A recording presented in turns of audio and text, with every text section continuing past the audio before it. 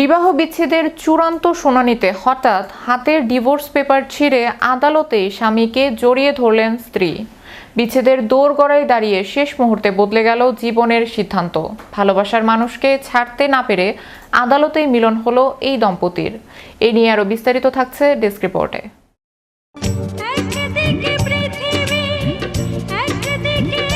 বিবাহ বিচ্ছেদের চূড়ান্ত শুনানিতে হঠাৎ হাতের ডিভোর্স পেপার ছিঁড়ে আদালতেই স্বামীকে জড়িয়ে ধরলেন স্ত্রী। বিচ্ছেদের দোরগোড়ায় দাঁড়িয়ে শেষ মুহূর্তে বদলে গেল জীবনের সিদ্ধান্ত। ভালোবাসার মানুষকে ছাড়তে না পেরে আদালতেই মিলন হলো এই দম্পতির। সিনেমার গল্পকেও হার মানানো এই বাস্তব ঘটনাটি ঘটেছে ভারতের উত্তরপ্রদেশের কানপুর দেহাত জেলার একটি আদালতে। দীর্ঘদিন ধরে দাম্পত্য কলহের জেরে ওই দম্পতির মধ্যে তৈরি হয়েছিল যজন যজন দূরত্ব।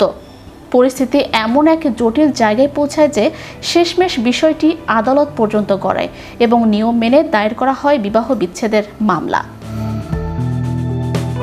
বেশ কিছুদিন ধরে আইনি প্রক্রিয়া চলার পর সেদিন ছিল এই মামলার একটি অত্যন্ত গুরুত্বপূর্ণ শুনানির দিন।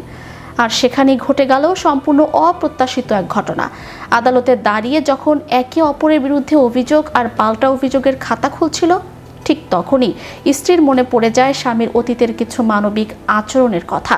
বিশেষ করে স্ত্রীর পরিবারের কঠিন সময় এই স্বামীর সমস্ত তিক্ততা ভুলে পাশে এসে দাঁড়িয়েছিলেন। শ্বশুরবাড়ির মানুষের চরম অসুস্থতার দিনেও তিনি নিজের দায়িত্ব এড়াননি, বরং পরম মমতায় সাহায্যের হাত বাড়িয়ে দিয়েছিলেন। স্বামীর এই নিঃস্বার্থ মানবিকতা শেষ পর্যন্ত স্ত্রীর পাথরের মতো শক্ত মনকে গলিয়ে দেয়। আদালতে দাঁড়িয়ে তিনি উপলব্ধি করেন এই সম্পর্কটি কোনোভাবেই ভাঙার নয়, বরং আরও একটি সুযোগ পাওয়ার যোগ্য। নিজের ভুল বুঝতে পেরেই আদালতের ভেতরে ডিভোর্সের নথি ছিঁড়ে ফেলেন স্ত্রী এবং স্বামীকে পরম আবেগে জড়িয়ে ধরেন। এই আবেগঘন মুহূর্তের ভিডিওটি সামাজিক যোগাযোগ মাধ্যমে ছড়িয়ে পড়তেই তা মুহূর্তের মধ্যে ভাইরাল হয়ে যায়।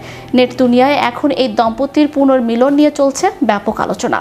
অনেকে একে ক্ষমা ও পারস্পরিক বোঝাপড়ার এক অনন্য উদাহরণ হিসেবে দেখছেন।